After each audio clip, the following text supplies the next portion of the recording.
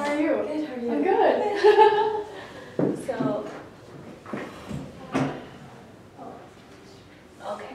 So do you remember how I asked you on our phone call to say, how did you do? So how did you do in this last week, and how did you do over the last month? Do you have an idea of how many notes you did? And so let's go with contacts.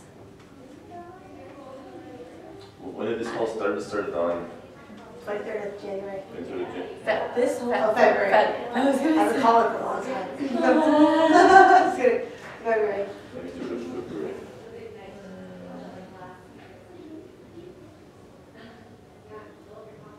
What do they call them?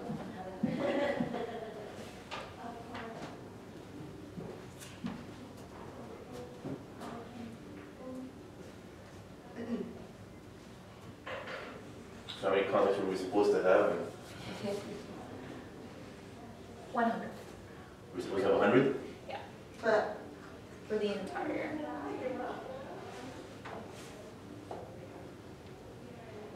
So. Don't worry, you win, okay? We get it. We get it. Okay. Probably won it because it's not what I was doing. Honestly, I got the numbers, but it wasn't consistent. So that's not a good thing. Yeah, but you were like out there. Yeah, but it wasn't consistent, right? Because it was pretty cold. When we first started, it was not consistent at all. Yeah, And but when we then- first started, it was minus 30. Yeah, but I should have been on the calls on the phone. Yes, Okay, I so agree.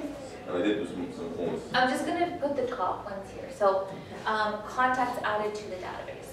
I put 25. Great. Vanessa. so a question about this. Yes. Does this count as like people that come to my database? Because I get leads sent to me. Yeah, Okay. absolutely. And I don't have that number just yet. Okay. I have, give me a quick second. I'm just Yeah. going to change my date.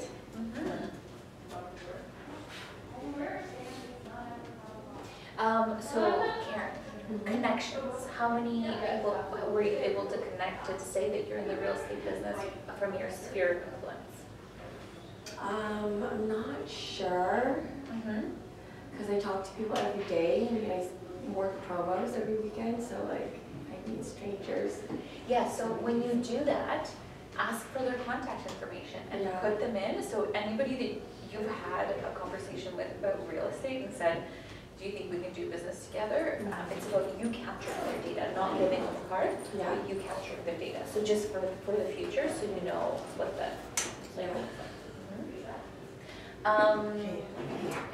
Pete, So I'm like, contacts added. door knocks, I had 76. I'm trying to pull up my mojo right now to see how much I got. So I was meaning to do it this morning, but Yeah, that's okay. I didn't get a chance. It's my That's apologies. okay, no problem. I didn't forget about the homework. Yeah. I just the best student today. All good. Is it a shocking number? That's why Vanessa? it's my, No, I did all my numbers this morning and I left it as a draft in one of my emails, but there's like 4 that I have, so I'm just trying to figure out. If it's Ryan's email, my email. But my database added 25, and then I added 3 from open houses on the weekends. Okay. So 28? Yeah. But I have a whole list of everything. I was on my laptop today. Good. My Amazing. laptop. Okay. So connections, we're just going to do this. So when you do have connections with your sphere of influence, so your sphere of influence should be in your database as well, because if you're just inputting them, they can count as both. So contacts added, and as well as the connections that you reached out to talk to you about, to talk about real estate. Notes sent. Can anyone give me that number? Okay. I just got my cards in last weekend. Yay! Yeah, I'm so Congrats. excited about that. I didn't do anything fancy. They look lovely and you don't judge. Yeah. Oh, I love it. But then I found all my thank you notes are branded with love. Oh, That's the 4th box I had to throw out. oh no. No, pissed I was 'cause all that money. I know. I can't afford anything. Yeah, just, yeah. Thank you notes for you. you would know this, your thank you notes. Yeah, my thank you notes is probably, I probably did, this is a guesstimate. Yeah. I probably did around 40 or 50. Okay. Let's do higher number, 50. Okay? 4. 4? Yeah. Like physical notes, right? Like Yes, in the mail. physical notes. Yeah, 4 Nails. stamps. 4. Okay, homes previewed. I didn't do a lot of that, so I only did one. Okay, that very first one with, okay. Okay, homes previewed. 4. I did one guess 2 days ago. That's that. And Probably did about 25. 25. You mean this is not like going on showings and whatnot, right? Because I've been out on like showings, but. Oh, you can count those as home previewed as well. Oh, okay, then that's like. So.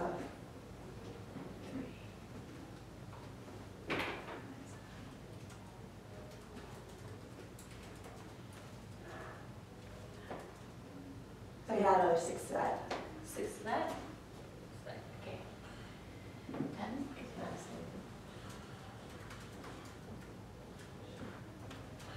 So, Okay.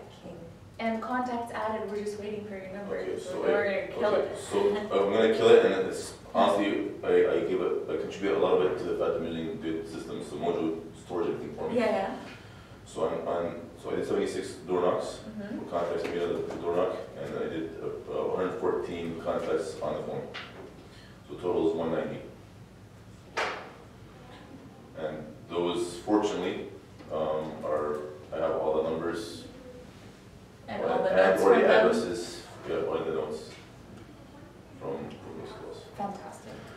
Fantastic. So I'm gonna ask you, folks, from this, I have 2 appointments. I got 2 appointments out of 190 calls. 1 buyer, 1 seller, Amazing. which is pretty good. Yeah, I don't want to say it's good. I'm happy with it. it's pretty good. So that That's goes what I into wanted to your ask you. conversion rates. Yeah. So is there a conversion rate that we should be aiming for? Because Yes. somebody told me yesterday that he knows that for every 50 contacts he makes, he gets an appointment. Yes. I think that's kind of aggressive. Somebody else said, no, it should be every 100 contacts you make, you get an appointment. Appointment? So I don't, do you guys have a number on that? So, there is, okay, so the number, I would say your friend is right. Which one? 50 contacts, you get an appointment. Yeah. So that's just refining the way that you talk to them and Yeah. getting to know their why a little bit better, and then following up with an appointment, and then hearing no 3 times and being able to probe into that objection and get back to them. Like, you know, when Heitner told you that if they don't give me the email on the first try, this is the second try, the script that I do. It's the same thing. So yes, so this gentleman named Sandy McKay, he's from the McKay Property Group. I think he's the 2nd generation of property investors. He named that number and I put it on my wall because he's a team leader now too. So, but he said before, he said, if I hear 50 no's before noon and get 1 yes, I've done my job. It's invigorating, which is what I, So you said so every 50 you get every 50. Every 50 get 1. Yeah, for sure. Yeah. Did you guys ever get the notes from him? Yes, we're supposed to email him or add him to Austin? Instagram? Yeah. So I messaged him and he, because remember he said to do Yeah. the scripts, I messaged him, he looked at it and added me and then never gave it to me. Then I'm trying to think, yeah, like, Yeah. So now he's I calling can, me. I can contact him. What is it that you needed? I think buyer notes, like Buyer for when he is talking His to like. buyer package. Oh, his buyer presentation? Yes. No, it was something else, I think. But it was like, I remember he said buyer like in the subject line to put like buyer. That was it, in the subject line. Okay, so Buyer stuff was what he Oh, yeah, wrote buyer for. buyers. Buyer So stuff. I'll make a note to yeah. So contacts, notes cards, practicing scripts. Have you been practicing scripts? Have you been taking those in? Scripts? A little bit? So yeah, again, they're not consistent, and Yes. this big takeaway from this whole Ignite thing writing scripts, not necessarily with a partner, but on my own. So I Yes. take a script and I write it down, Mm-hmm. and then I read it out loud. Excellent. But yeah, was it daily? I can't lie to you and say that I have. Yes, and I understand that. And usually you have to have an accountability partner for that. Yeah. Mhm. So one of the things that is, should we choose to continue our sessions, we can do like a script practice in the first 5 minutes. Just somebody, if you want to practice a script, you can go ahead and read it out loud and we critique it, or we say it back to you, or you just role play with somebody on that call. So that's definitely something that we could just to keep it top of mind, because we talk about the numbers every day, but we don't do any doing on that call. So that would be something we could definitely do. How do you feel about your database and all of the good stuff that we've been kind of talking a lot about in this last 4 weeks? The quality of your database, the fact that you've added 190 people to your database. Yeah. Mm-hmm. So this is, again, another big takeaway from this Ignite session is, because I've done contacts before. It's not, Yes. doing the contacts is it's not simple, but it's easy. Mm-hmm. Yes. But I think the bigger challenge is actually following up and making Yes. sure that you're top of mind, because a coach once said that it's rarely that you'll ever get an appointment from your first contact with the prospect. You gotta contact them a second, third time before you finally get an appointment. So it's making sure that you have a good database or a good CRM system that you're following up, and making sure that, you know, if and when they're ready to consider anything real estate, that you're top of mind. Mm-hmm. Fantastic. So do you think that part of your plan moving forward can be 190 people that you've reached out to? Now, I feel like this is something that could keep you very busy, right? Because then next week, okay, how many of those 190 people can I call again to get that one touch Yep. and an 8-week touch, Yep. so that I can put them in my, traditional database of Mets, because now they've heard from me 8 times, Yeah. and I can ask them for business later on, Yeah. right? So, So it's picking and choosing. I'm selective with, I'm not gonna reach out to all 190. yes. So one of the big things for me was trying to get email at the door. I try to get email addresses. Even on the phone, I'll try to get email addresses. And I haven't built out a email marketing campaign idea yet, but that's something that I'm going to definitely be focusing on now that I have a good amount of emails that I've collected over the last little while. Excellent. And just something, I don't know if it's going to be once a week, but once every other week maybe. But the hot leads are the ones that may be acting soon. I'll definitely be reaching out to them. Yeah, so exactly. So I would say the email campaign by the MREA, your farm area should get 12 touches a year. So people who see your sign, I don't know, every 2 months in the farm area, they'll keep you top of mind, even if you send them one piece of marketing material per month. If they see what? If they see a for sale sign? Yeah. So like the neighborhood that you just sold at, which is your farm area, it would be, now you see how you sold. So your next big thing would be like just sold for this price. And the next piece of marketing information is just listed, or if you can get us another list from that sold, which is a great time to ask for it when this house just sold by Abe Snowbar, please contact me for more.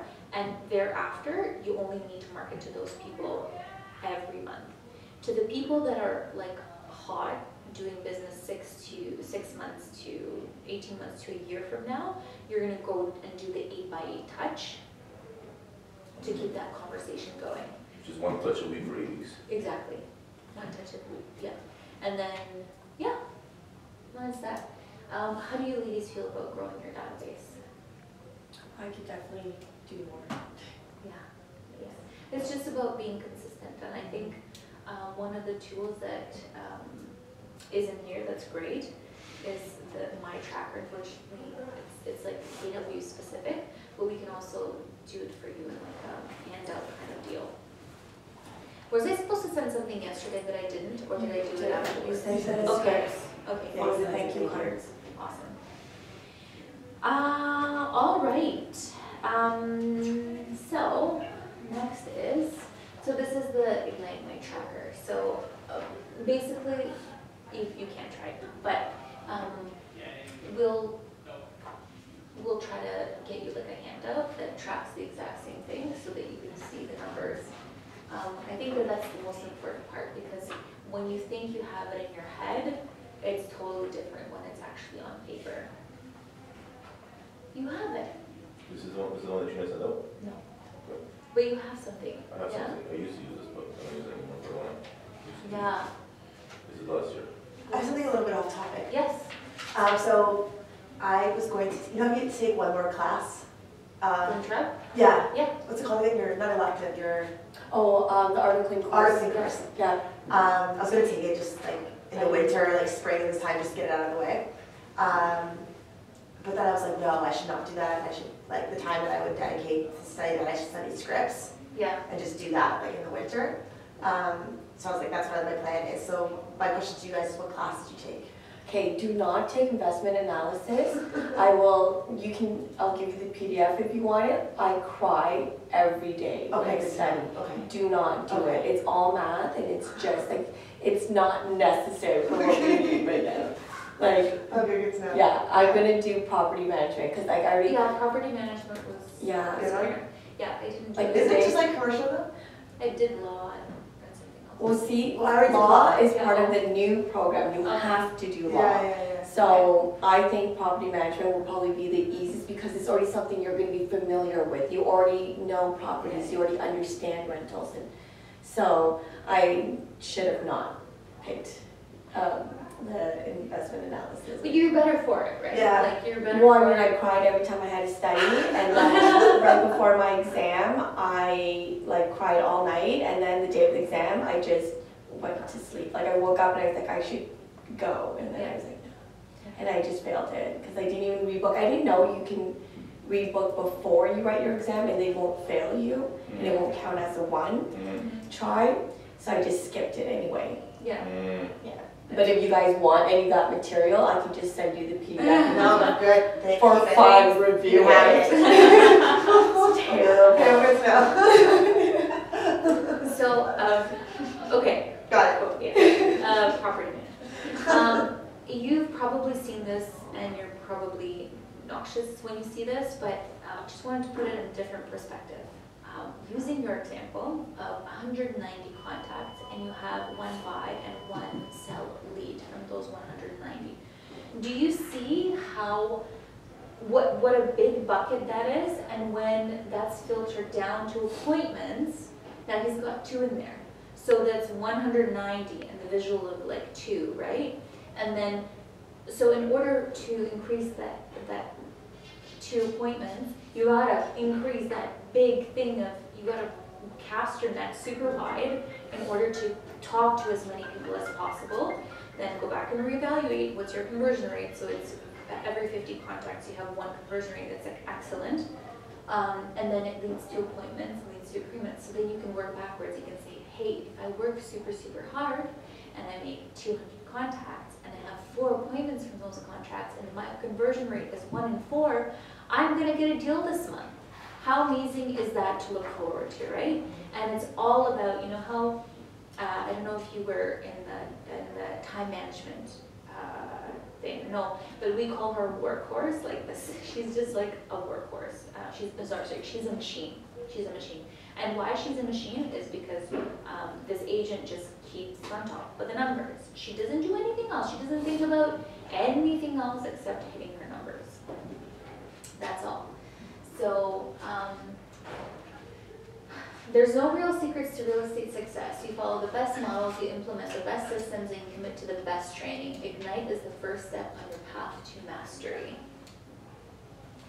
Oh, and mastery is, I think we had the definition before. Mastery is being able to get the results you want when you want them. To get the profit that you want when you want it. Okay, this is exciting. A day in the life of a mega agent. Who's the mega agent? I don't know. Who's gonna...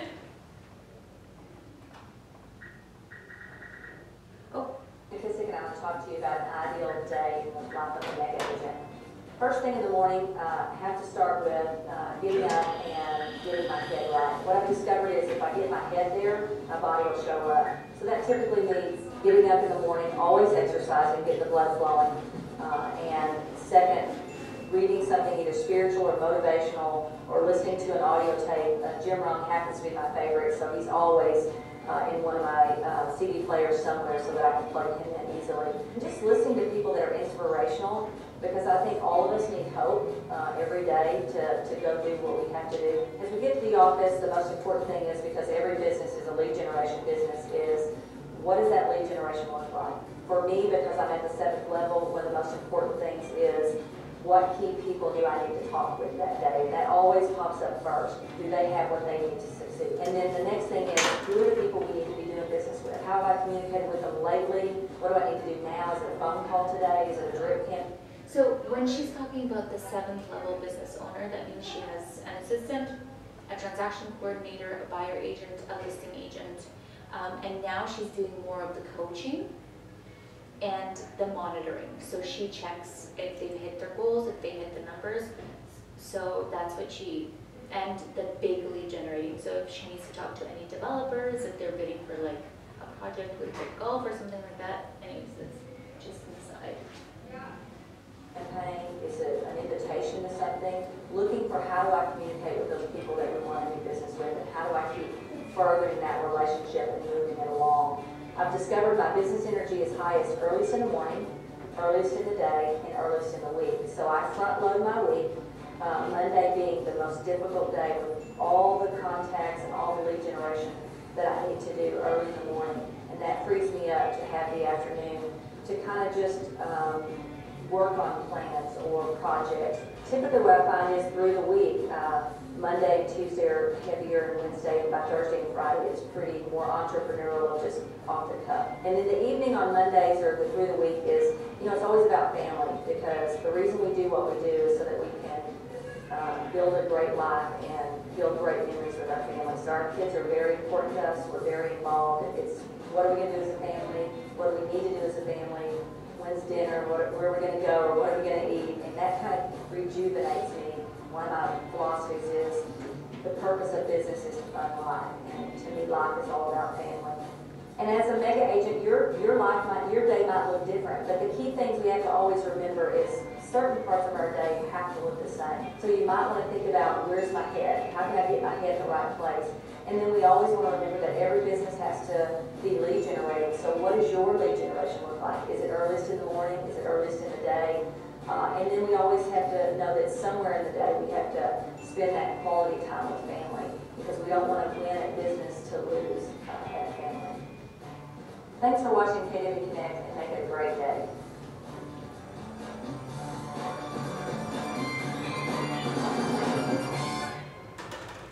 So what were your takeaways from that? I think it's like I just started reading the one thing, and so I feel like that kind of goes along the same lines, where it's like you only have so much mental capacity a week, a day, and all that stuff. So, and willpower too. That's kind of the chapter that I just was on yesterday, and her saying to have like her big days like early in the morning, and the Monday, Tuesday, Wednesday, beginning of the week.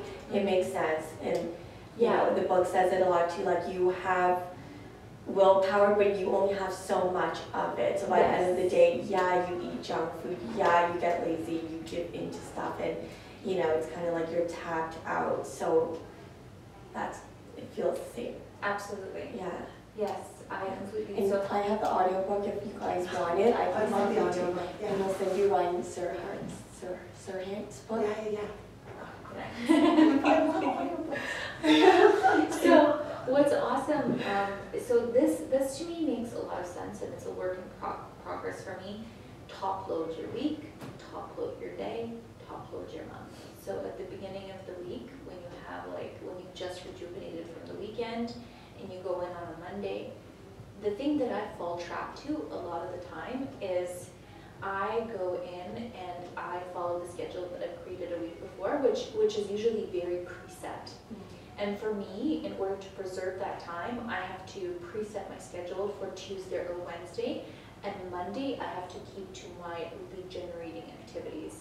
So that's why on Monday I don't commit to anything that's like a repetitive thing.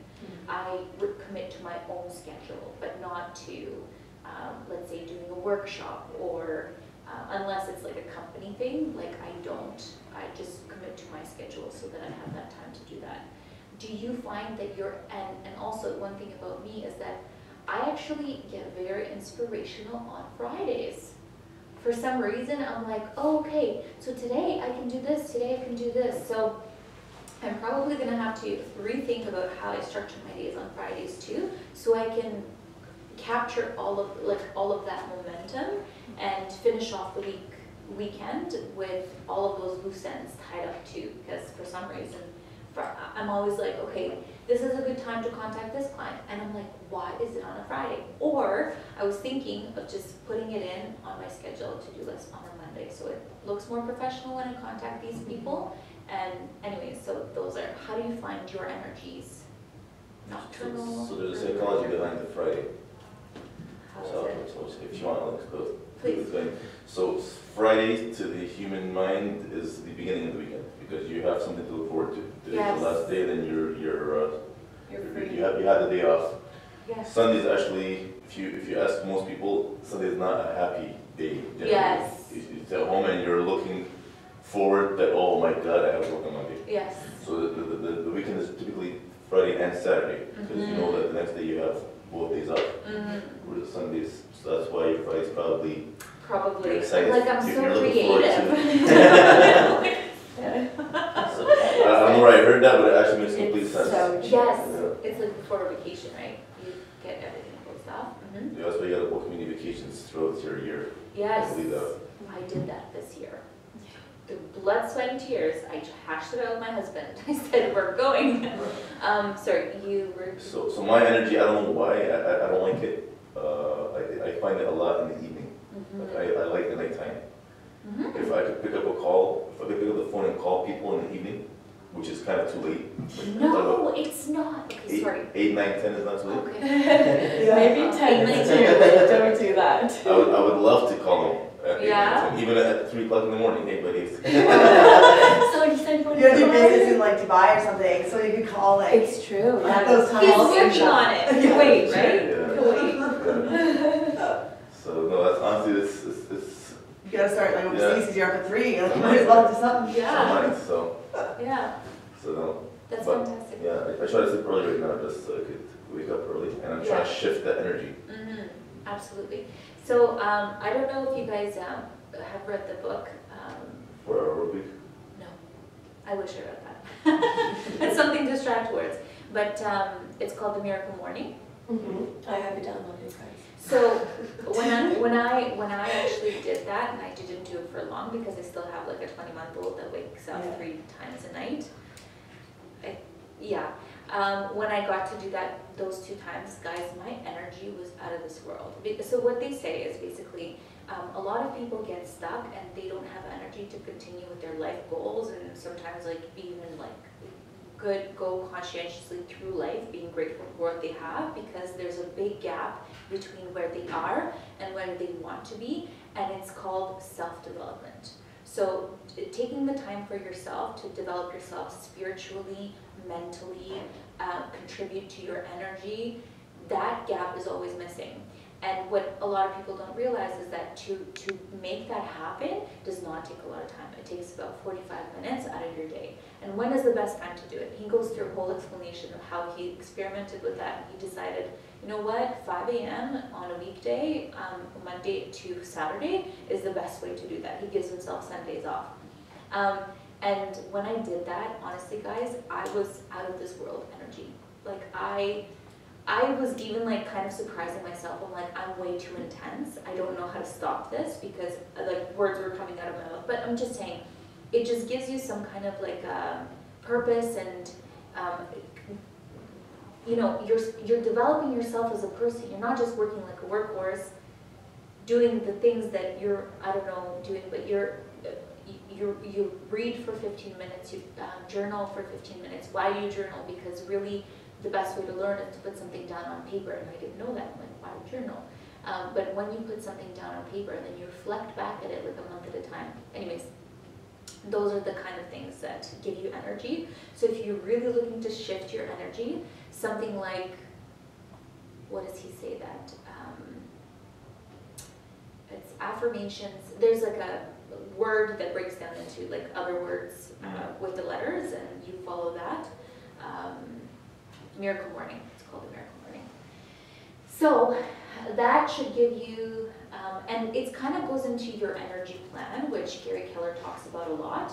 So how do you take care of yourself mentally, spiritually, physically, so that you have that stamina to work through like a 12-hour workday and still be a kind person to your spouse or to your significant other, and wake up and do it the next day, because really a lot of gaps come from not having enough energy and not being able to do it over the next day. Like you have a great energetic day and you're just like, I'm exhausted the next day. But in order to achieve greatness, you have to upkeep that for a certain amount.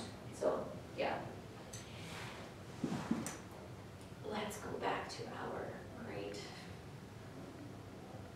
PowerPoint. Okay. Pearls of Wisdom. Your turn, page 11. So I'm just going to ask you these questions, and then you're going to tell me your pearls of wisdom.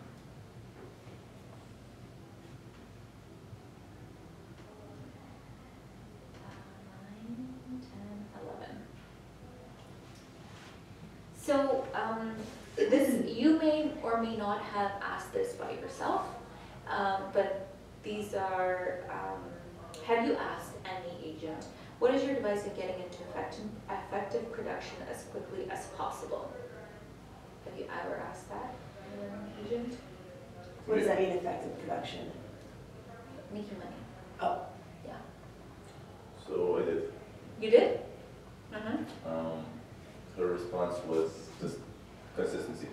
Yeah? Consistently working on the door. Don't give up.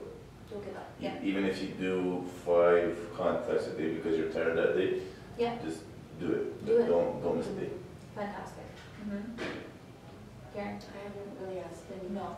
That's a Yeah, Ryan says the same thing. He's like, it'll come. Like, just keep contacting them, emailing them. Because I looked at how many emails I sent. Like, I sent like 176 emails in the last 30 days. So like, I'm Wow. constantly like writing them every, 5 or 6 days. To be like, hey, here's this. So like, I'm constantly dripping on them. Yeah. Who you waiting to? Just if you don't mind. All those contacts in I have like 100 and, I think I have like almost 200 contacts in my database. Okay, how did they get there?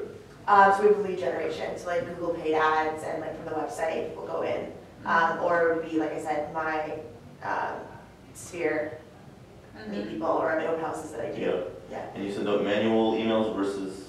I have like a lot of templates in here. Okay. I can be like, hey, still looking for a home? What's going on? I sent you an email last week. Like, here's one that could be of interest to you. Like, I have like hundreds of templates that we've written in here from like Fairy, and you guys have given me great things and whatnot. Yeah.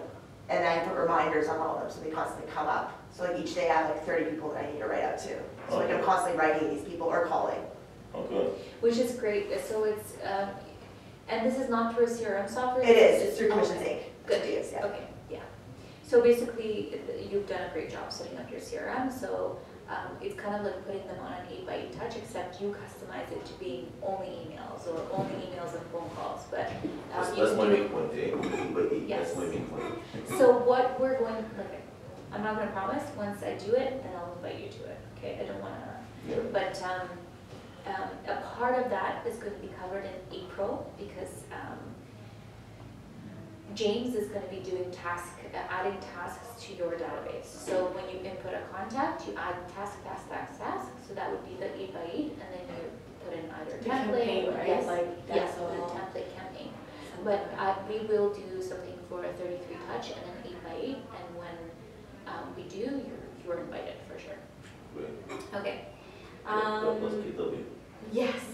What is your secret to longevity and prosperity in the real estate business? Who said that? Who asked that? Like, is this us asking other people? Yes. Oh. Were you able to? I mean, it was part of the mission, but we never emphasized that. But that's okay. What's the what was the question? What is your secret to longevity and prosperity in the real estate business? Oh, I feel like money. Right? Yeah. You're making money. Yeah. Mm-hmm. Being your own boss. Mm-hmm. So if I do this, how do I get to do this for a long time? And the first thing that gets into my, that I would answer would be my referrals and my database.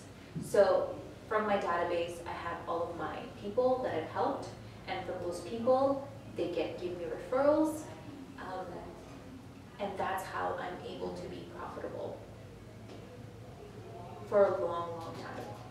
There is one thing that I'm going to say. We're all like really young, starting out in real estate. You never want to be one of those like really grouchy, old, cynical real estate people who needs to do another 3 transactions to retire, and it keeps going, another 3, another 3, another 3, and they cannot afford to retire. So I would challenge you to now start thinking about what kind of a business you want to grow for yourself. I know you want to do a team, which is fantastic. Into investments. And investments that could be simultaneous, one investment per year.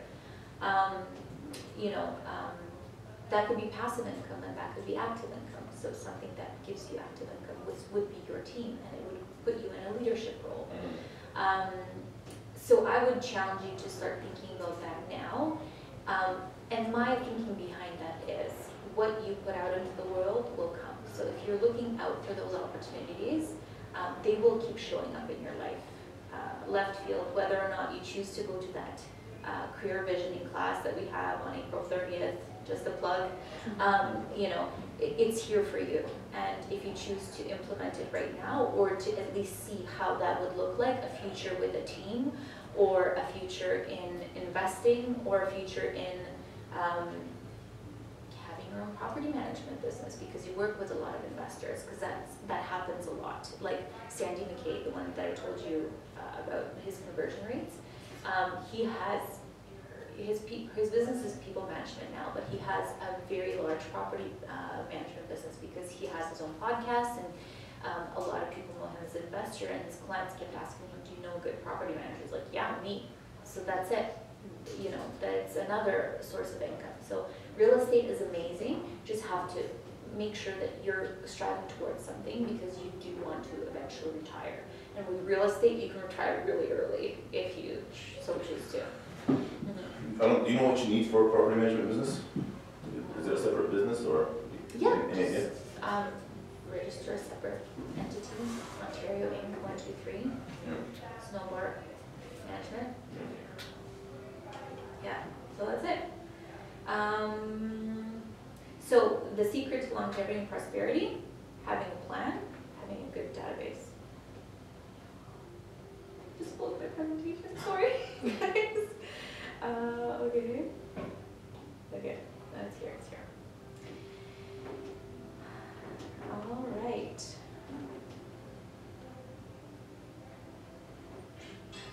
Okay, making it happen. So I'm just going to read through making it happen. Do you have a focus?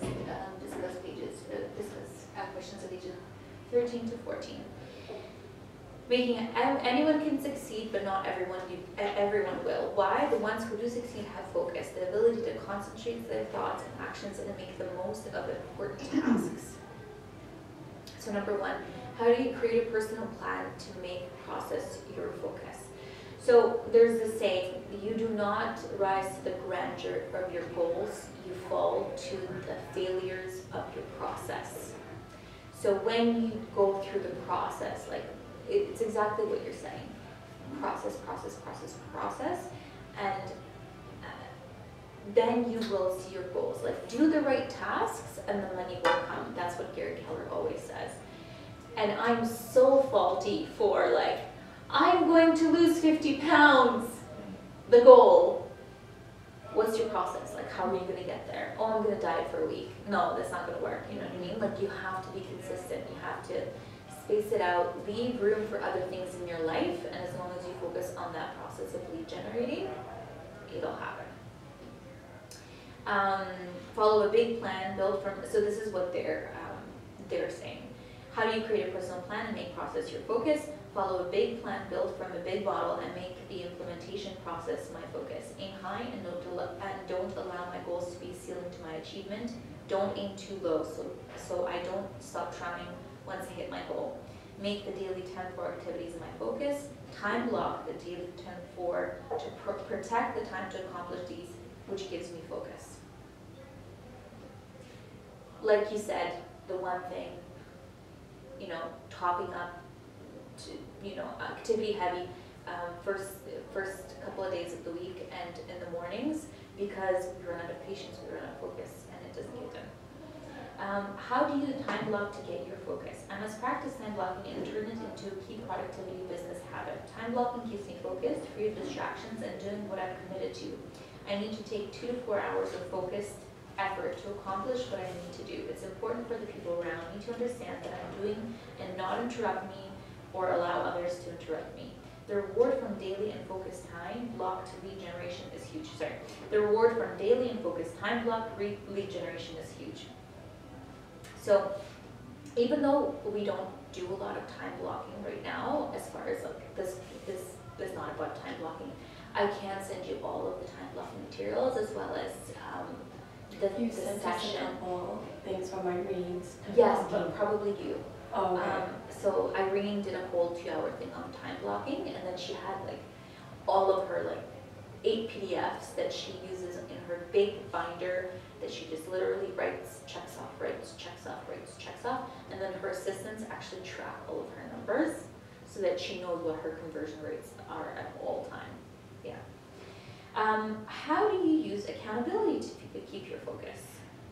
So accountability, so those calls were a large part of our accountability.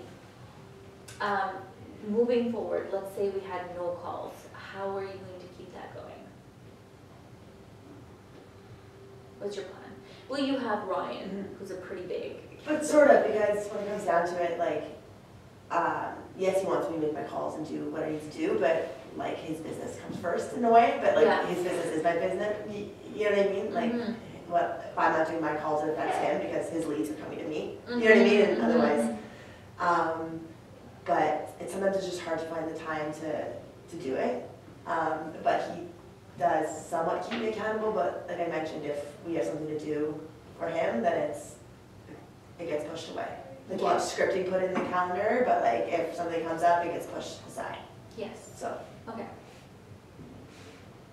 I'm gonna just put my 2 cents on that situation. After, please, accountability. I have an accountability partner that I started actually with last week, but inconsistently because we had our accountability. Yes. But now that we're done, he's going to be, we have a Google, what is it called, Google Video? Or Hangouts. Hangouts, that's what it Yeah. is. Google Hangouts. Yeah. So in Hangouts, he messaged me at 9 o'clock in the morning and showed me that he's on his headsets making calls. Good. That's awesome. With a shirt and tie at home. Oh, okay, buddy. Good for him, you know. Oh my gosh. It's so fun. Awesome. So yes, those accountability partners are fantastic. Yeah. You're also welcome to join one of our masterminds, which is awesome. He runs it. So it's the power of mastermind is for people who haven't gotten into production yet, and then we have different levels of mastermind. So I don't know. You do this amount of deals, you go into this mastermind, you do this amount of deals, and you want to take your business to the next level, you do that mastermind. Okay, now, Vanessa, for your situation. So the Millionaire Real Estate Agent business model to get to like a team and a productive team, they recommend that the first person that you hire is actually not an agent, it's just an assistant. That's what it was. You were. So now, do you think you need to hire somebody for your role? Well, we could discuss that offline, but my contract ends with him in April, so. Oh. Or the end of May or April, so. Okay. Interesting. Yes. Because, you know, from all that stuff, like, it's just so hard, right? Because you have a responsibility to your job that you're getting paid to do, and then you're like, okay, I'm ready to soar, I'm ready to make my own money, I'm ready to do better things. Yes, so happy to discuss it with you offline. Yeah. And I'm happy to invite Ryan to that career visioning. I'll tell you about it, and you can sell it back to him. Yeah. So that maybe that could, depending on what you're planning on doing in terms of your real estate career, I'm sure that you guys will find an answer somewhere there. Yeah. How long were you in the office? How long were you at the office with Ryan? Like before I was licensed, or how long have I been working with him? How long have you been working? 2 years. As licensed and non-licensed? Been licensed for a year, Okay. just about. Mm-hmm. So when we started my new contract, so like end of May or end of April is when I got my license. Mhm. That's when we started our new contract, my buyer's agent / assistant contract. Okay, awesome. So number 4, how do you make sure your environment supports your focus? So this is what? Yeah. This is home environment, this is work environment, this is friend environment, this is mentor environment. What are these people? What are you looking for in these environments in order to support your focus? Big thinkers, Mm-hmm. positive thinking people, Mm-hmm. and ideally somebody who's at a higher level than you are, Mm-hmm. that you could strive towards and learn from. Mm-hmm. So yeah, Awesome. Okay. work which makes a big difference. Yes. It makes a big difference. Are you It trying does, to it are does, you it trying to does. tell me something? It does. No, I truly believe that. Yeah. Mm-hmm. Yeah. Because you were helping out with a lot of No, I in mean, your previous brokerage. You were doing a lot of heavy lifting yeah. that wasn't going into your own business. It was just the business for the agents, right? Yeah. Mm-hmm. I agree with everything he said, like just like everyone, well, I live with my cousin, so I send him listings like all the time. Poor guy, like he's just trying to live his life, and he's like, my whole family gets bombarded with stuff on the regular because like they should be interested. Yes, of course. And so everyone, all my friends, like a lot of people that I'm friends with are realtors as well, or like entrepreneurs. So everybody owns something, and like, and I feel like that's the people I get along with best, and we understand each other, like where we come from. Plus we have like different schedules, and the 9-to-5ers are like, I still have 9-to-5 friends, but like it's different. Oh yes, so different. It's so different. Like when I'm with them sometimes I'm just like, but not, like I still like them. I mean, I've known them forever, but I can just tell that they're not striving. They're just like so fine being mediocre. Yeah. Just like 9 to 5. Yeah, and I'm like, okay. To each their own. You go on and be mediocre, but yeah. You're looking for something. Yeah, I feel like they have a different, like I can talk to them. Well, right, yeah. So to add to that, right? People who have cushy jobs are like, okay, well, I'm not gonna gonna say go 9 to cushy, 5. they're just 9 to 5. Okay, it's 9 to 5. Okay. Yeah, they're just like Yeah. routine. Yeah, very routine. So I guess they don't have a forward-looking path, so they have to make their fun somewhere else. Yeah, they live for the weekend. Yeah. Those people. There you go. Yeah. Yeah. Mhm. Yes, so environment, like the people that you hang out with, for sure, it's a great thing that you have an entrepreneurial support network around you, to talk to first of all say, oh, well, I want to be doing something like that. So you have, like you said, strive towards something, right? That's awesome. How about you?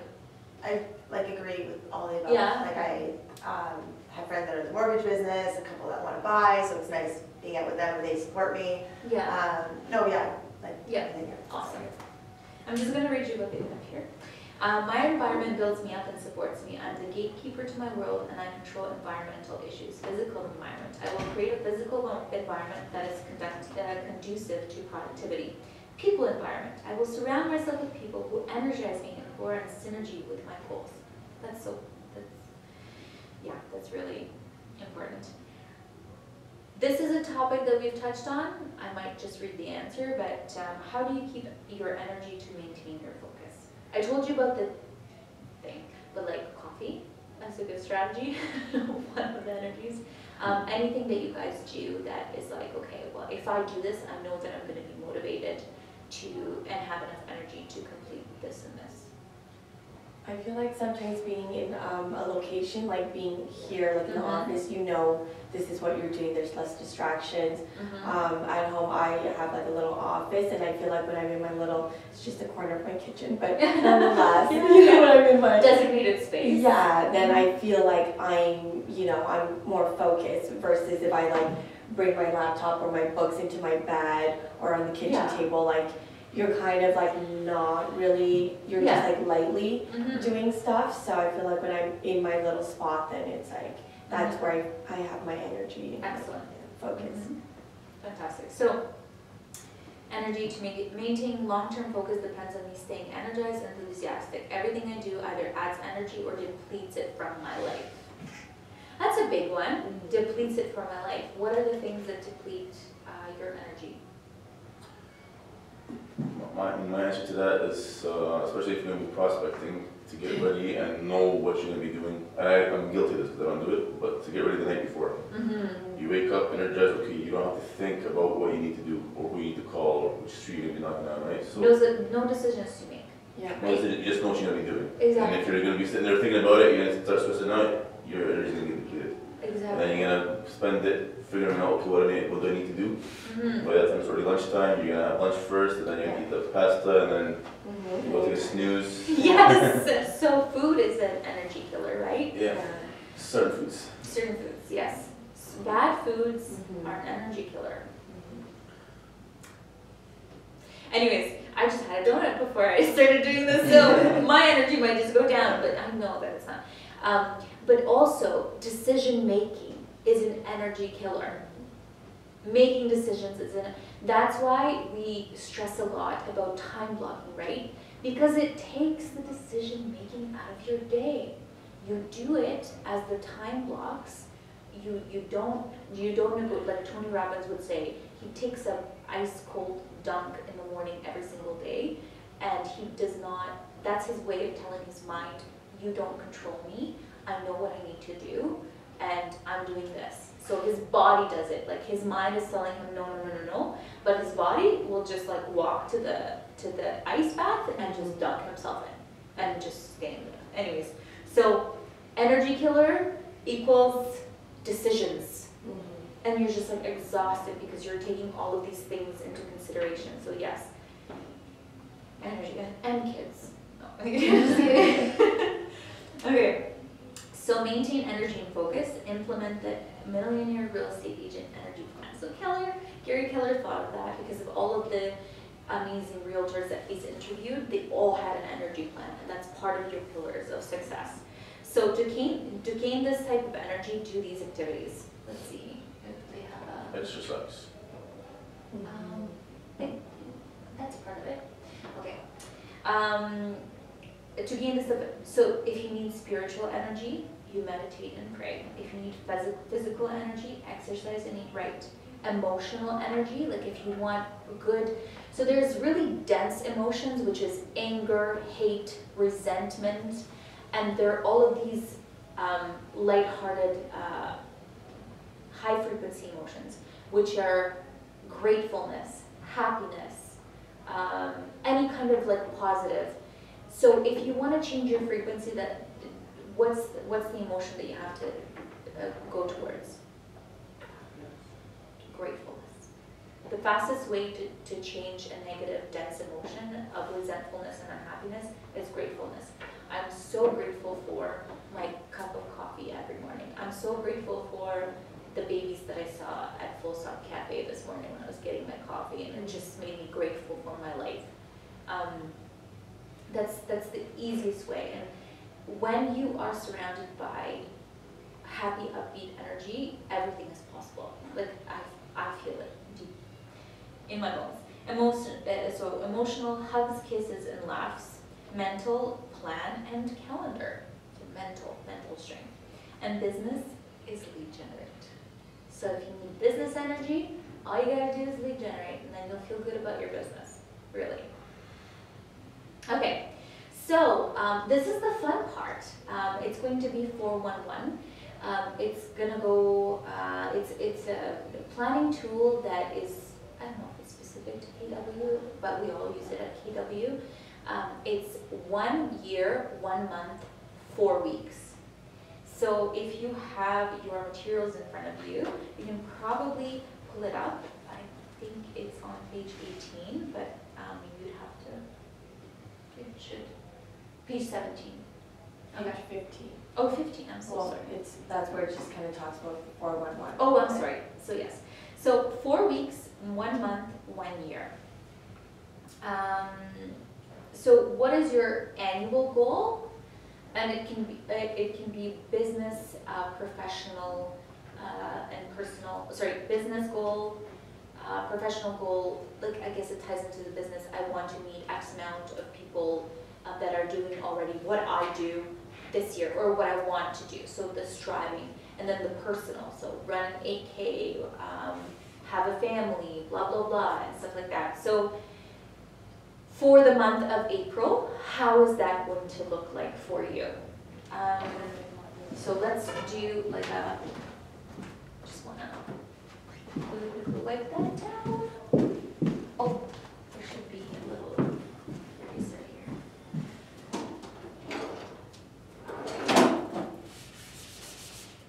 Okay. Where did they wipe it? Sorry guys, 1 second. What page is it? Page 15? Yeah, I'm on 50 right now. Of the document? Yeah. Or the 600 page document, Or whatever? 585. 585? I already like changed all my books, so You changed, Like, I wanted to go print it. I took the book I know, and I just was like, ripped I'm it not apart. reading this. Yeah, it's a lot of money. Yeah. And really, am I gonna be it's good information though. Yeah. Really Yeah. good information. Yeah, so I broke it down into chapters and took out all the pages I didn't need because I was so over it. Vanessa, what's your email? VANESSA Mhm. K Mhm. SHA PKA @gmail. And that means hat. It does. Be creative. So excited about that. Tell You everyone. like Google me all these like Russian hats come up with for hats. Oh yes, shaka. But it's a good like name to pronounce, right? Yeah. Abe, like your name, Snowbar, is that like Arabic or like? It's a very unusual name. It's not. It is. It's not popular. But yeah, it's I don't know if it's Arabic, but it means in Arabic it means pine nut. That's so awesome. What does it mean, pine nut? Do you know what my husband's, well now my name means? It's like a type of drink. It's like a molasses. Oh, Yeah. that's disgusting. It's a drink that they used to make us drink in kindergarten. So like even if I smell it, I'm like, yep, that's my last name. Like it's so funny. Okay. So that sheet is 1 year. So 2019. 1 month. So what's this article that you gotta do? It's your last course before you like fully you're licensed. Isn't that the old way of No, doing it's the this? new way. So you do like your 4 classes, or how many, 5? That was 5. 5. Five, And then and you then do you one do- after in the next 2 years. Didn't you do it that way, or did you do the 3 and No, I then did, I did it that way. So you came from the old system. No, I did it to the new system. Oh, the 5 and the So 1. What did you you do pick for your artwork course? I think I did. I did investment as well. Oh, did you? Yeah, Oh, it's just so much math. I liked it. Yeah. It is challenging though, but I liked it. What did you finish?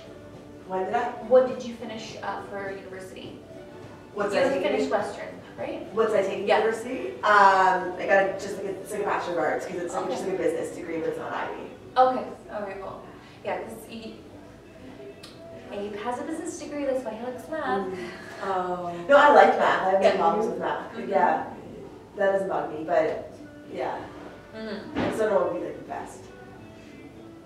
Okay, so this is kind of how it looks like. They also have them going this way, the week 1, week 2, week 3, week 4. So 1 year, 2019, 1 month, so the month of April, so week 1, week 2, week 3, week 4. So this Irene does on every Friday night. She, and why I say this, because she's the only one that talks about her 411. Week 1, so she has her plan for the year, business, She does personal. this, she does this for herself every Friday? Or she teaches it every Friday? No, she does it for herself every Friday. So every Friday afternoon, she has a 2-hour window blocked for just planning. Unwinding, planning, reflecting on the week. I think it's even a 3-hour window, and planning for the next week. So for personal, it's like 4 trips a year, right? So your yearly plan stays the exact same each throughout. So how many? 52 weeks in a year. So 52 weeks. So for the 12 months, it stays the same. The only thing that changes is your week 1, week 2, week 3, week 4. So at the end of the month, you would write down the steps. So the process. Okay, if I want to take 4 trips this year, am I going to take one in April? But am I going to save for one in April? So I can take one in May. So you would say like save X amount of cash, or in May you would say book the trip for May or something like that. And then you would do this 1 week at a time. And if any tasks over here don't get done, you move them over to this week. And it's for business and personal, and it's high level. So if it's like an idea or a task, and then you have to make like 10 tasks from that one task, you do it on a separate page. This is like an a week overview. So that's the 411 tool. And I know that Holly uses this religiously, who's on Julie Kinnear's team. And we use it at the ALC, but not at a high level, because I'll do it like when we have our agent leadership committee team meetings, but I don't do it on a weekly basis. And then we also have a tool called 311. It's one business goal and like 3 supporting apps that you're going to do for that business goal. I can share that with you as well some of the time. But this is a really cool tool, and just, you know, so your business goals for this year. Sam, like, what are your business goals for this year? GCI, or let's say quantity of houses. Oh yeah, quantity of houses, or deals made. I don't have my business plan. Here? Yeah. Okay, I that's can see fine. my desk. And the number of, so I'll be honest, January and February were right up for me. I didn't do any work. What's it? I was on vacation. Yes. At the Which I'm feeling. Ritz-Carlton, nevertheless, in Hawaii. Was it Ritz-Carlton? Fairmont. Oh, Fairmont, Oh, sorry. I love the Yeah. In Hawaii. It's just beaches. Yeah. So, Mm-hmm. yeah, so I'm feeling it right now. Just everybody knows. It's true what they say, you know, if you don't prospect in 90 days, you'll start to feel it. Yeah. So I think, so my goals in terms of transactions for this year, I'd like to do between 15 and 17 Mm-hmm. transactions. That's buys and sells, right? By themselves, The yeah. lease is not included. These are not included. Okay, great. So by the MREA, if you focus on listings Yeah. and prospect and advertise around those listings, you said between 12 and 15? So 15 and 17. 15 and 17. So 16 divided by 2 is 8. So if you get 8 signs into the ground, you'll get your 8 buys. So really, if you get 8 listings, then you're good to go with your goal. So this is all out of 24 deals. 6 listings, you mean? 6 listings, sorry. Per the MREA. No. Is it 3? Is it 3 buyers for every listing? Or is it 2 buyers? One buyer per So I need to get 8. Yeah. 8, Yeah. so you get 8, so you land at 16. Yeah. So 8 listings, because the marketing around that will yield you at least 1 buyer, so that's even conservative. So but as long as you get 8 listings, you're golden. Yeah. So just focus on that. So we're on month 3. 3. 4. 4. 4 now. Beginning of month 4, you got 2 appointments booked. Go get them. Yeah. Okay. Karen? Well, I mean, I'd like to get at least 1 listing. Yeah. So I don't really know what the plan for the year is. I mean, I thought I'd already have something by now. But yeah, so I'm not there yet. I don't really know what to say. Like, So you do have a lot of supplemental income, right? Like you have an income property, and you have these things that you do for like promotions and things like that. So well, I'm taking that kind of down a notch. Like I only make enough money to pay my rent, and that's all I wanted to do. I didn't want to do more because it like it messes with my head. And like working till 6 in the morning every day, like you sleep until 2 the next day. Yeah. So it's just and it takes a while for you to like get out of that zone into like a different. Like so I try not to do that, but so my goal then is to get out of the club completely and not have to serve again. Yeah, that is my I got goal. out of it last year and I just feel better. Yeah. Which club? Like, every club downtown. I'm all over the city, and I just like I want so bad. Everyone they're exactly the same. They've been the same for 11 years. So I'm just like over it, and like you know that. And to me, if I don't ever have to be bartend again or serve again, then it would be okay. I'm on to like a better place. Yeah. Perfect. You and I can schedule time to talk about business and how we can accelerate that for sure. So I have 14 deals this year I'm supposed to do, and this is just not leases, this is like deals. And if I had 6 by July, Ryan was going to send me the Tom Ferry conference in Los Angeles. But it's difficult because it's April and I don't have one. So well, you know, and then May, June could be like really, really busy for you. You're working on a lot, and I think that so go back to your conversion rates and what, even though you sent 176 emails this month, how many phone calls, how many connections you have? Yes. So go back to the conversion rate, and then maybe on a case-by-case basis, talk to Ryan and say, okay, this is, I don't know how to hook them in. I feel like I've been talking to them for 2 months. Help me expedite this process. Like, how can I create urgency in these sellers, create urgency in these buyers, so I can capture them? Why are you doing that? It's not because you need the sale. Well, a big part of it is that, but also you're giving somebody better customer service, because if you keep contacting them and they're not getting what they want, which is ultimately buy or sell, and you're not getting what you want, which is the deal, that relationship is not going to last, right? Like, it's just... Well, like I've gone out with appointments with these people, but a lot of times it's like, I'm not looking until next year. So it's like, okay, great. So you're still dripping on them every once in a while. Like, hey, I found this nice property. You know what I mean? So you're still trying to keep yourself top of mind with them, even though you know they're not going to be buying. But So were you, for those cases, did you take them out on a buying appointment, or was it just a like, one time I met this guy at a coffee shop. We were there for 2 hours. Talked about everything, signed the buyer's rep. Okay, he went great. and talked to a mortgage agent, but when it came down to it, we just wouldn't have enough money for everything. And then one open house, I met 4 buyers from one open house, and I still constantly talk to them. And Luciano was the one guy I talked to the other day that got kind of scared about. He keeps getting overbid, not overbid, but just looking at these prices, and they just seem like they're going over his head. So at that one, because you remember that, was that at the $1 million mark as well? it was $9.99. I went for 1.6. So you shouldn't be worried because you'll find something.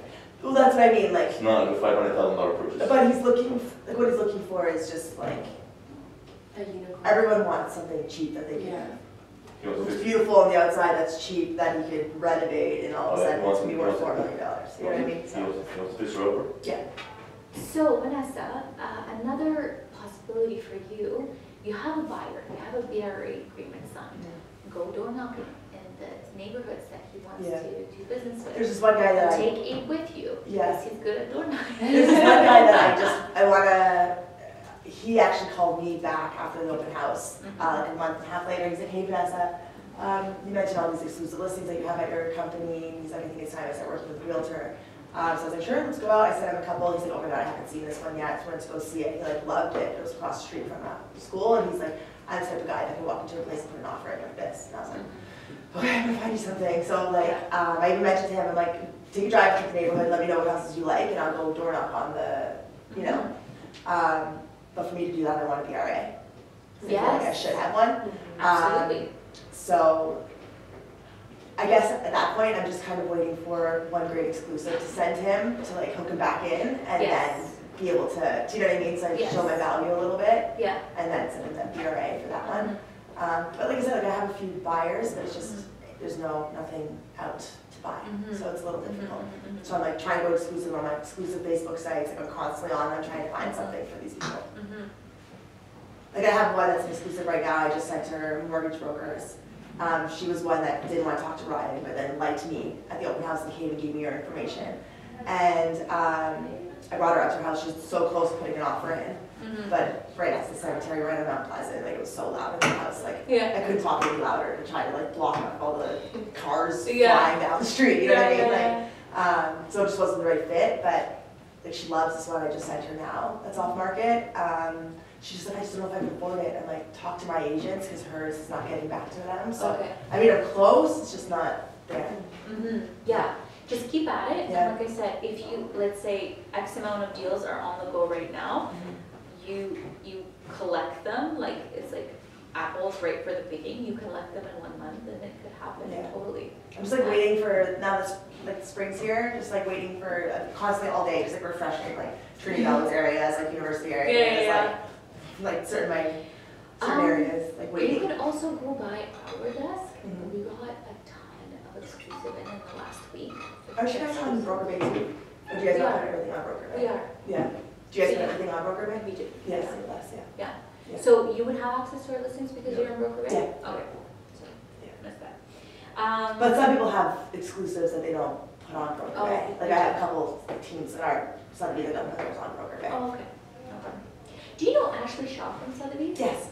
Yes? Yeah. Are you friends? She's, well, I don't say friends. She doesn't come into, she doesn't have like a seat in the office. Oh, okay, okay. So I mean, like she'll come into our mastermind meetings and like she's close with, like she's advertising one of our properties at For the Kingsway. Okay. That's like that's an exclusive. She put her name on it and like send it out on like in a magazine. Fantastic. Yeah. So, yes. Yeah. Okay. In your Sotheby's magazine? No, it's just some re-sign magazine, but we've gotten so many calls on it. Yeah. Yeah. Cool. Like she did her latest post on. Do you follow her? Yeah, I need to be better at that. Oh. Yes. But it's her like latest post on like her Instagram is like on a listing. Very cool. Yeah. Okay. I know Ashley. She's a really nice person. Yeah. Okay. So you should set aside 1 to 3 days each year to think about and crystallize these one-year goals. Get your clear on your big rocks, those 5 to 7 key goals that you must achieve in order to feel that you have had a successful year. Annual goals should reflect each of the key areas of your life. They can be many categories, but we have found the following 4 areas to be most useful. Job, what will you do? Business, what will your business or team do? Personal, what do you desire to have happen personally? Health, family, spiritual, education. Personal financial, what improvements do you desire in your net worth? Reduce liabilities, increase investments, increase assets, etc. Monthly goals. You should set aside 1 to 3 hours each month to rethink and further refine your monthly goals. Focus your methods on achievement. How will you position yourself in pursuit of your annual goals? Begin by breaking your annual goals down into their monthly increments. In addition, break down the key activities that will lead you to those monthly results. When deciding your monthly goals, remember to put the first things first. Any goals that other goals hinge on would have higher priority. You should have no more than 5 to 7 monthly goals and planned no more than 1 month ahead. So weekly goals, this is what, right, blah, blah, blah. You should set aside half to an hour each week to form goals for the coming week. Weekly goals are levers, actions, or activities. Levers are those goals that are the mechanism of how-tos of your achievements. E.g., I will contact 10 people each day. These weekly goals are the steps you will take toward your monthly and annual goals. Levers are the means to the ends. Again, your weekly goals are not a to-do list, but rather a have-to-do list.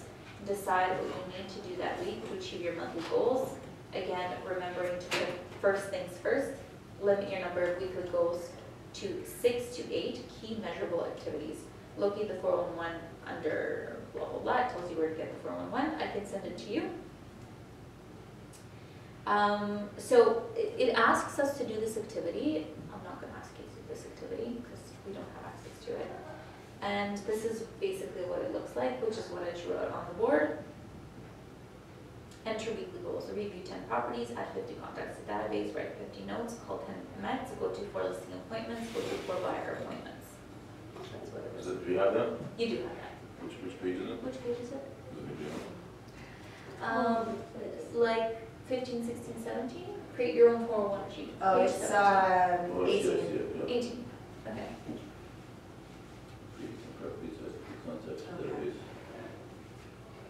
You know what? Why don't, do you want to take 10 minutes to do this? To write out our goals and stuff. Yeah. Yeah, we can do that. Or you have it?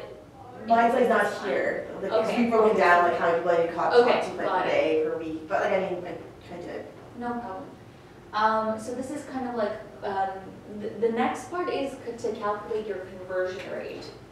So do you remember when you were, well, we've been talking about it all along. What is your conversion rate? What should it look like, right? So obviously you want to get to as high of a conversion rate as you possibly can. Yeah. Yet, we do have standards that we can measure against. So Sandy McKay, his conversion rate is every call, 50 cold calls, he'll get 1 appointment. So he needs to do 50 phone calls every day, and he knows he's going to get you 1 appointment. Sometimes you get it making 30 phone calls. Sometimes you get it, you know, not the 50 contacts, but you get 2 contacts the next day. So as long as you're consistent in those, actions, you'll get the results. Okay, indicate which actions you will be committed to after Ignite. We're just skipping through these because we're just skipping through these.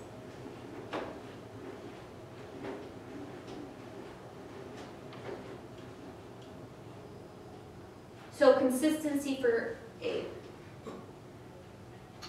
Consistency and follow-ups. Follow-ups, okay. I know what to do, but I'd like to hear other examples of what others are doing. Yeah, and actually, like a written out map would be helpful. Because I feel like if you hear it verbally, it's one thing, but if you actually see somebody else do it, it's another thing. You guys want to take a 5-minute break? Like walk around? Okay, no problem. The next 2 is like super awesome, and I'm actually going to hand it out for you to take home because I love this tool. We use it a lot. Hey, do you want me to send you the audiobooks as well? Which ones? So I'm going to send Miracle Morning. Yeah. It's Yeah, the Miracle audio? Morning for the audiobooks, yeah. For real estate agents, The One Thing, Gary Keller, and Sell It Like Serhant. I love audiobooks so much. So do I listen to it at night, like when I'm like in bed and I'm not tired yet, and it just like, it gets me prepping for the day, the next day. Yeah. And I'm sitting there, I'm like, okay, I got it. Yes, Ryan, not your mind. Yeah. God, you're so right, but they all say the same thing. I don't get up at 5 a.m. They all say the same thing in their own words, which is, any entrepreneur always says the same. You always hear keywords. She said that, she's like, this your days of like, oh, 5 a.m. Yeah. I think you gave me Yeah, that's okay. We I have one too. I got it from You do. Melissa. Yes, perfect. Please do that. What's your email address? Info at ABB, nowhere SNOBAR. .ca. Yeah, thank you. Okay, so these are the 4 conversations. This is the tool that we use within Keller Williams for any kind of role because we believe that everything is numbers and everything is trackable. Not that we reduce people to numbers, but the only way that you can talk about your results is through numbers and improve your results is through numbers. So we have like a goal setting tool that when we do your business planning, it's the calculator and it says what kind of listings you need to do for the GCI. It includes your conversion rate, the market,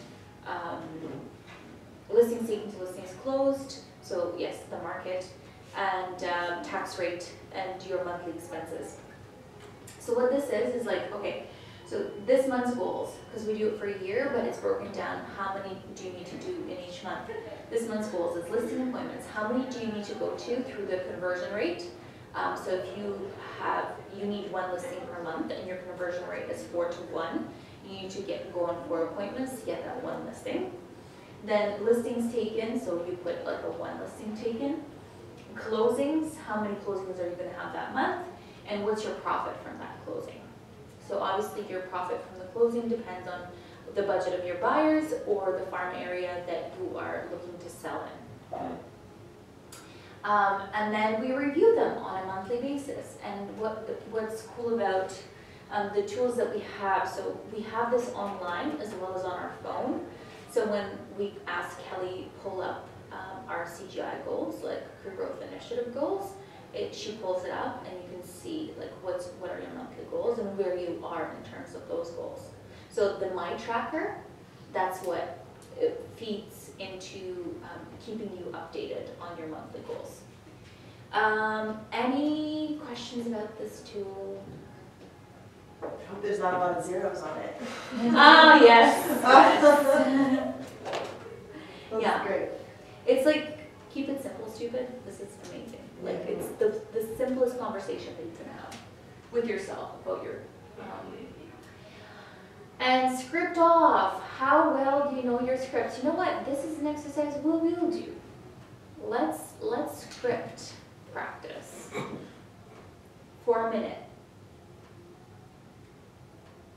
Okay, so does everybody have that attachment that I sent?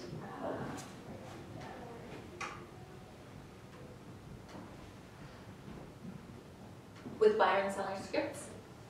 Oh, I can pull them up here, but buyer and seller scripts? When was that? Was that recently? No, it was like probably 1st or 2nd. Oh.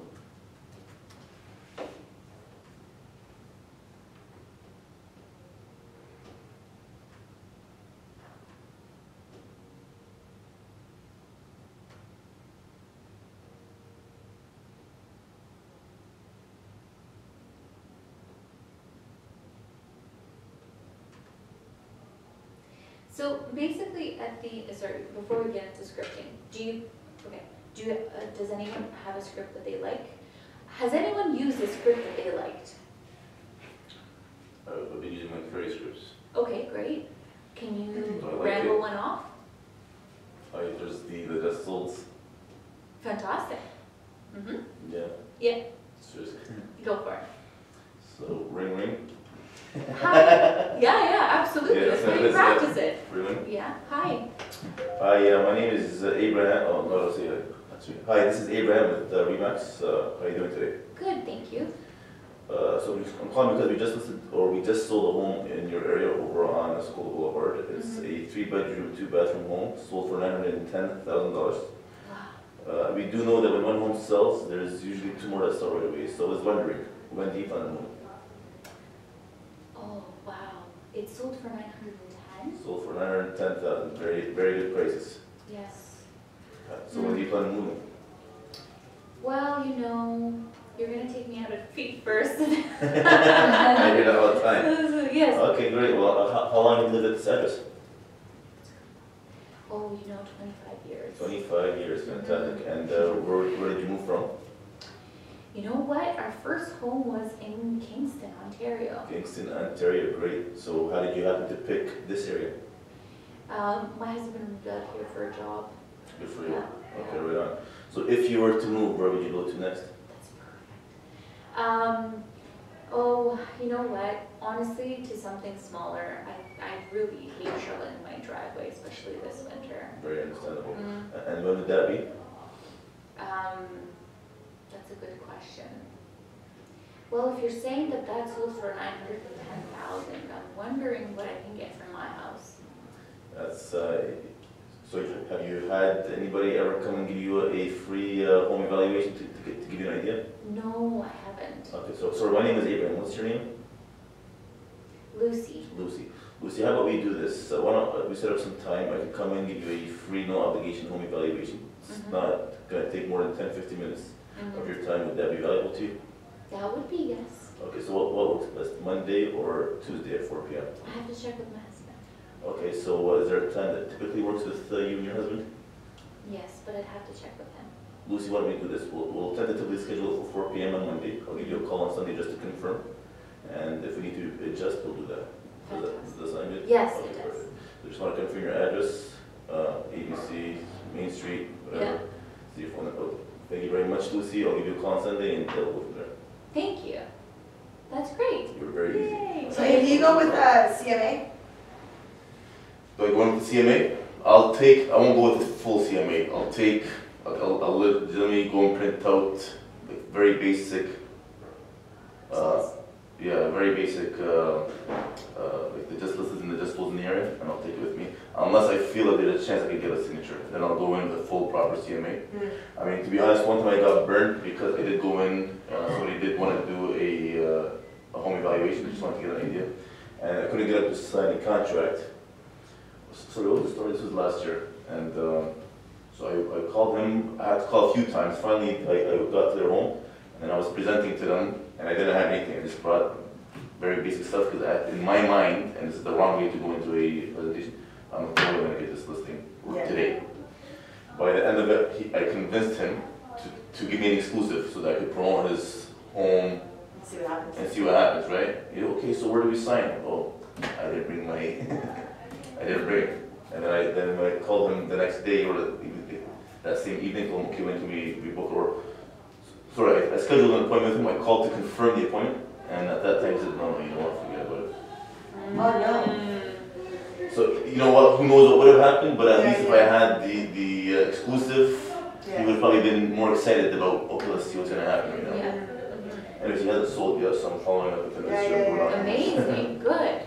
That's fantastic. But he wanted to sell and he wanted to move up, so it's a double transaction. That's awesome. So do I take it? I didn't, but moving forward I will. Unless I feel it's like a far shot, and I'll just take some music stuff, but I'll always bring with me a listening. Take this. Have it with you all the time. Just like get the pad, paper, pen, whatever. Just you can fill it out, and they can just sign, and then you don't have to reprint it or anything. You just have a blank thing with you that you can pull up anytime. I guess my question was, on top of that, is if you're going to go there to talk about their house, would you want to ask them if they've done any renovations or anything on their house prior to you showing up, so you have an idea of what the house would be worth? Always. Or so you should pepper that into your script then? Always. Okay, yeah. So peppering that into your script, that's the pre-listing questionnaire that I sent to you. It works like magic. I'm not even kidding. It works like magic. And then you can actually give them. So how it worked. I did the pre-listing questionnaire. He told me all the renovations that they've done to the house, how much money they've put in, what he thinks the best features of the house are. Then what I would do was that I would pull comparables from the last 3 months on 4-bedroom, blah, blah, blah, because he's given me all the details, and I'm sure that I could pull up like an old version of the house plan and all that stuff. And then with the things that I have there, and doing, because how they teach us to do a home, a seller's visit, is you do your presentation, then you say, okay, great. Can I drop my bags and do a 10-minute thing around the house without you accompanying me? I cannot say that. And then you make all your notes by yourself because it's going to take longer. And then I'll come back and then you can tell me all the features that you love about the house. So this serves 2 purposes. To keep it on time, because if you're going to do a lot of these, which a lot of mega agents in the States, they have to keep it within an hour, because if they don't, they lose out on other business opportunities, because the average price of their homes is not $900,000, it's $200,000 or $150,000. So they have to do that much more volume. So you keep it to a very limited time, and you do that by asking a lot of questions in the beginning, before, being ready to give them a price right on the spot. and then asking them to sign with you with the seller's rep and listing agreement, exclusive listing agreement. If you're going to do any work on the house before list, and they're going to use your resources, you're going to give them all the trades that they need in order to make this good, you always sign a listing, an exclusive listing agreement, which is something that I was not taught in my previous brokerage. Okay? But yeah, there's a pre-listing script, so when I call on Sunday, I'll probably go through a few of those Okay. questions. Gotcha. Yeah. So, that's basically all that we can do for today. Action plan, recall and remember. AHAs from AHAs to achievements, enhance your learning. So we did talk about AHAs. Anybody else want to share like the big nuggets away from like the 12 sessions? Like anything, like for instance, for me, the Julie Kinnear's presentation was like really cool, and then she's like, okay, I write down all of the houses that I go to, and I write a list price after that, MLS number, list price, so that I can make a pricing decision when I'm asked to. And it's not such like a big deal. Anything that you're taking away and implementing in your business, I know consistency and you know. I just love Trish Munch's like presentation. Yeah, it's just I good. love her Yeah. too. She's just so scary and like. But like, I don't think that would work for me if I didn't have like, Yeah. Australian accent and like Right, have you're a vibe. Because I come in there and they're like, whoa, like You're she like- just has this vibe that just like works. You You're know? just too aggressive for Yeah. no reason. Yeah. Yeah, she definitely gets a bit of an edge with the accent for sure. But I like her energy was like terrifying but exciting at the same time. Yes. Yeah.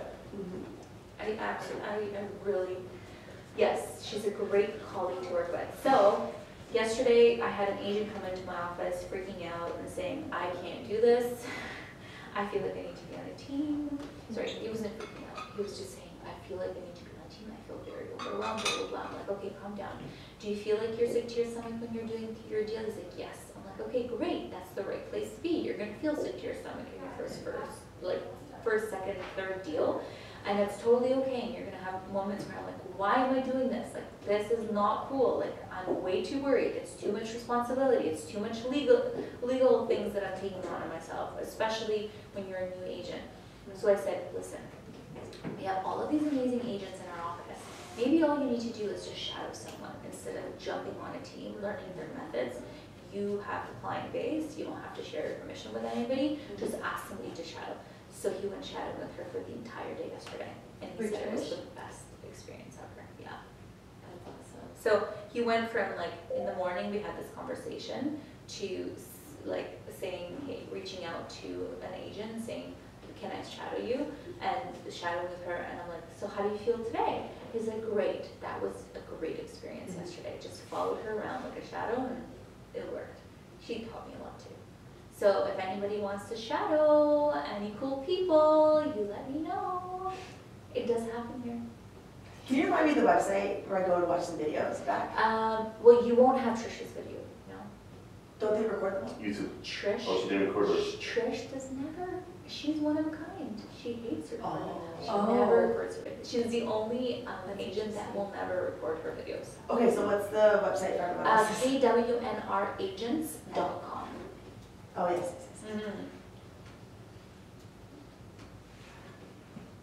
Can you tell me a little bit more about Bolt?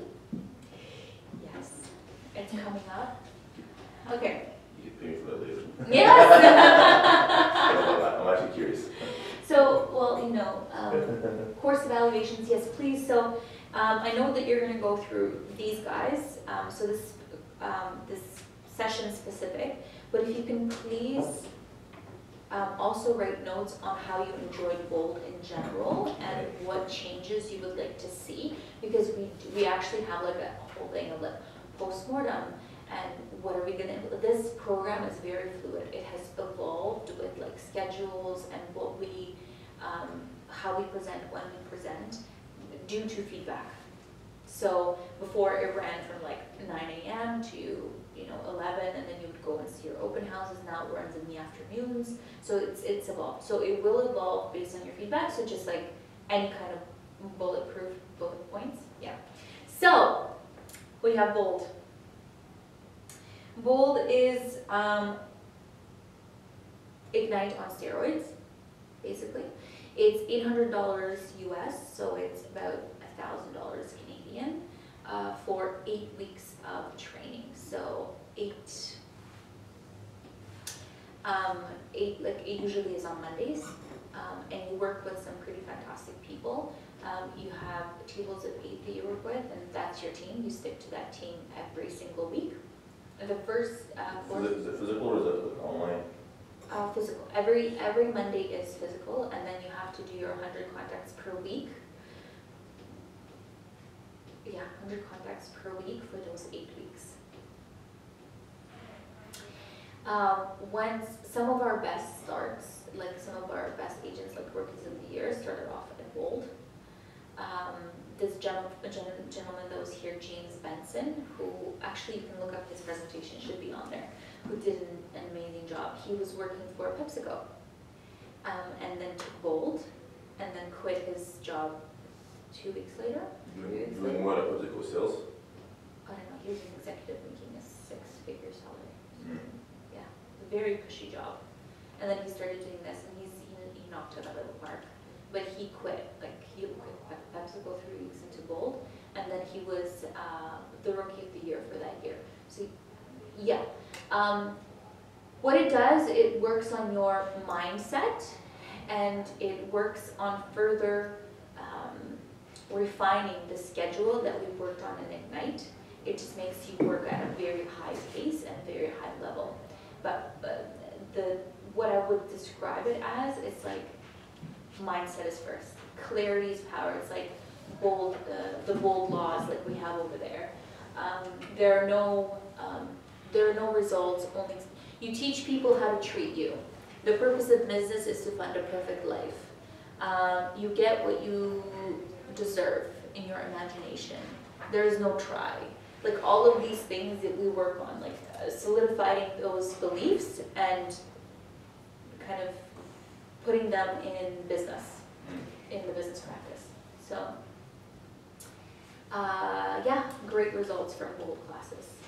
And you graduate, it's a big hurrah, and I took it twice, and Twice. I took it twice. I shouldn't have taken it the second time, I was pregnant. I was like, not doing this stuff. Well, you did twice. Okay, you know Mark Loeffner, he took it 11 times because each instructor that teaches it. So in KW, we believe that constant improvement and taking courses is something that's part of your business plan. Because if you're stuck and like every time you can pick up to use in your business, yeah, it can be information overload. But if you know already what you're doing and you're not doing that you need a refresher, you're not doing it at a high level as you know you should be, or something got in the way, you got out of the routine, how do you get back into the routine? Well, you take Bold. And Mark, he does not need to take Bold. He's an investment person. I can introduce you to him. He has over 144 doors, as he calls them, so which is like a combination of 8 plexus, apartment buildings, blah, blah, blah, blah, blah, blah, this. He's now a team leader in Oakville, and he's growing his profit share tree. So he has he took the #1 profit share person in all of Canada, and he gets $20,000 in passive income every year. But that's because he already has an investment business. He takes Bold every single time he's here, every single time. And he's the guy who's like really weird. It's his birthday actually. I know you have a question, but he'll actually not sit for the entire Bold. When others sit, he stands. Like he'll stand beside the wall. He'll go back to sit down and he'll like stand and he says. So you take it a lot of times. You take it each time it comes in. And the cool thing about this year, it's completely revamped because they were teaching Bold the old way for a really long time. Now, Dan Kokoska completely revamped it with a lot of new training materials, really cool systems, and yeah. You literally have to recite scripts in front of the entire audience. Yeah. Good. So he'll like point at you and he'll be like, your homework, up, and then you gotta do it. It's good accountability. Very good accountability. And usually there's 200 people in a class. Oh wow. The instructors fly in every week. Well, one instructor flies in for those 8 weeks. Intense. Very cool. And usually the instructors are the people who have done like an amazing, they've had a really, really good career. Well, no, they are. You have to reach a certain level of production before they classify you as a trainer or a coach within Keller Williams. And that's only indicative, that's only by your numbers and volume. Anything else? Any other questions? Because we're going to get to the fun part. What was the fun part? The fun part is prizes. Oh. Okay, I have. So you just got your business cards? I 8 minutes until my parking expires. Let's see, why you paying for parking? I parked at No Frills only because I like to go to No Frills before I head home. I was just like right to convenience, and I like parking like right outside. Yeah. You park right behind the building. Oh, see, I don't know that. But they're normally, it generally is full, so. What's full? I'm so The sorry. parking in I've the back. only paid once, Nice. or twice maybe. Just right now. I just did one of those, so they sent us when I signed up, a bunch of like, you can make your cards here and blah, blah. It was just and so they already had pre-made templates and I just put my name on That's it. fine. Yeah, That's fine. I was so excited. So that came in last weekend, and yeah, excited to actually have cards, and I happily threw out all my other How many cards. do you have? So I thought I ordered 500, but the box came like this. And I was Yeah. like, did I do that wrong? So I'm not sure how many's there, but like it was a really big box. And then my thank you cards, I only ordered 50 of them. Because I don't want to keep ordering stuff and then throwing it out. But I don't like putting photos on stuff, and Daniela's been on me to submit a photo for like. Yes. We can just take a photo of you right now. No, I have my hair in a ponytail. Absolutely not. Okay. I look like I'm bald. No, you don't. No. But you're like ponytail right here. You've got lots of hair. Okay. So, you all get one. Okay, so you get a prize for. What do you got? I gave a lady a prize yesterday at the door for remembering my name. Oh, did you? Who? It's door knocking. It's the farm. What did I win? Yay! Starbucks, amazing. Thank you. Yay!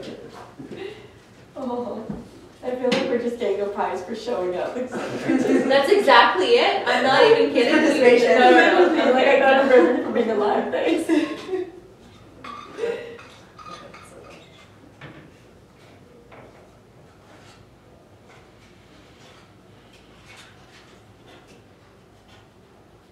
So Vanessa, how did you hear about Ignite?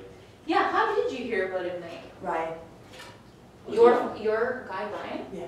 Did he do it? How did he He hear knows about it? somebody, I don't know. Yeah, I don't know. He's just like, call this number. I was like, okay.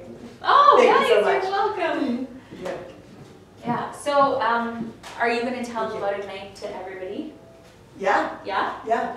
I don't really have any new agents in my office, but I mean, yeah. So it's actually not for brand new agents. It's for agents who are 0 to 16, who want to get to 16 transactions per year. So even though they might not be like brand new, but if they're not doing 16 transactions per year, you know that they're dead.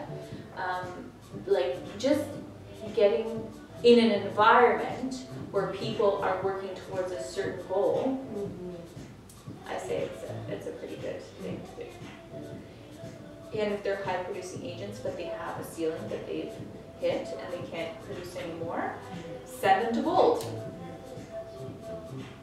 Like, Bold is life changing. To some people, like, it speaks so crazy well that like they will make their entire year profit in those 8 weeks. And that's it. There's I can't remember her name, but there's a lady in my office. She came in with a Bold notepad. Oh, did she? Give me her number. Doctor. I think Stephanie. Did you ever have Stephanie here? That left recently, or Left recently. I think she just joined recently. Anyways, who cares? Not our office, that's for sure. Yeah. There's somebody that loves for advice recently and it broke my heart. That's okay, we're getting 5 people this week. Yes. Who was it? Somebody, there was, what's his name? There's, or who's those? Yes. I nearly killed myself when I heard it. No, I'm kidding. Yeah, so he's a really good friend of mine. He's saying that he's gonna come back, so. But Leah Alexander apparently wined and dined him and gave him Raptors tickets and offered him her home in Florida, which is something that we can't do because we're a profit sharing company and all the profits are shared with the agents, so we can't put that on our books. If there's no way. No, it's okay. We're done. We're done. Come on. Sorry. Hi. It's Sorry, I okay. didn't mean to walk in. Like we could, like our operating partners do have a home in Florida, but it's like their personal home. I don't know. It's just we're not that kind of company. Yeah. So I'm like, Paul, if you wanted to be wine and dine, just come to my husband's restaurant. I'll wine and dine you. No, it's all good. It's just financially better for him that he went there, but he said that once he's getting a team place, this is the only place that he would want to have team. And so we're in touch. Yes, any other questions for me? No? Okay. Keep in touch. I'm going on vacation, so you won't hear from me in the next week. But I am making myself available for those accountability phone calls should you choose to say, okay, let's have a consensus right now. Yes to continuing Zoom phone calls or no to continuing Zoom phone calls? I like yes and no just because of my schedule. It really depends on what I need to be doing. I'm yes, maybe we can just do it once a week and then, twice a week and like not doing 3 times, but yeah, I would like to. Cause Monday morning accountability phone calls? well, I have my Monday morning right. Oh but I yes, can yes, always yes, do yes, yes, it. with your friend. Okay, Yeah. so Tuesday? Yeah. Okay. So. Yeah? Tuesday. Awesome. And then I will loop you guys in on our training. So on April, it's going to be very tech specific to what we're coming out with, like the command and stuff, and Kelly. So I don't know. But April 1st, come out, because that's not KW specific. It's being taught by an amazing KW instructor, Jason Weinberg. So it would be great for you if you're doing Google ads and Facebook and all that. He's doing 2 hours of like intense, awesome lead generation via online leads. Like how to run Facebook ads? I can send you a video on what he's going to do, and then you can choose to come or not to come. Here? Yes, it's here for 2 hours, so he's coming. He has like a program that he signs people up for after, but it's really not mandatory. It's if you see like that kind of value in it, then you can continue with the program